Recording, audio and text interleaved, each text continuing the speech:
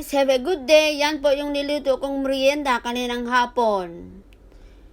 Egg, saging, at saka sweet potato starch. Dahil wala kaming harina, kaya yan ang ginamit ko. Ang pinakatubig niya, yung isang egg. Yan guys. Dinurog-durog ko man na yung saging hanggang sa lumapot na. Yung stir-stir. Yan na yung kinalabasan. Pan fry na natin sa non-stick pan. Yan. Yan guys. Parang pancake style lang ang dating.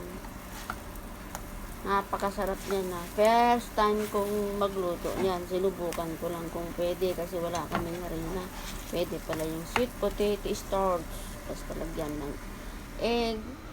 Tapos saging. Ang sarap. Tapos nilagyan pala ng konting asin at saka konting asukal. Konting-konti lang. Ayan na guys, ang merienda natin kaninang hapon. Ang sarap niyan sa tsa. Kaninang hapon yan, merienda. Tikman na natin. Wow, yummy yummy in my tummy. Sarap niyan guys. First time ko talagang nagluto niyan. Diniskartehan ko lang. Kasi walang makain eh. Tamad akong bumaba kanina. Kaya yan lang ang minirienda ko.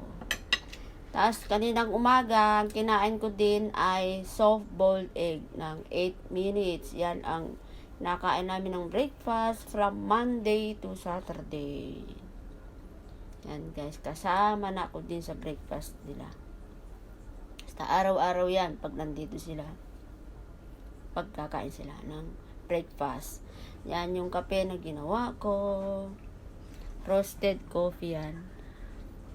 Kiniling ko dyan sa gilingan namin. Tapos, pinakuluan doon sa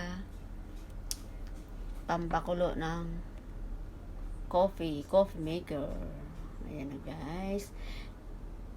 Yan yung kanina. Isa lang kamay ang ginamit ko. Pagbalat ko. Kasi habang binibidyohan ko yan.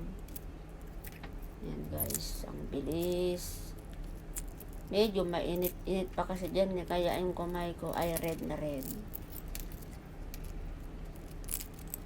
Ayan na guys. Yan. Kainin na natin. Mamaya tingnan nyo yung nasa gitna. Ayan. Soft boiled egg. Sarap yan guys. 8 minutes.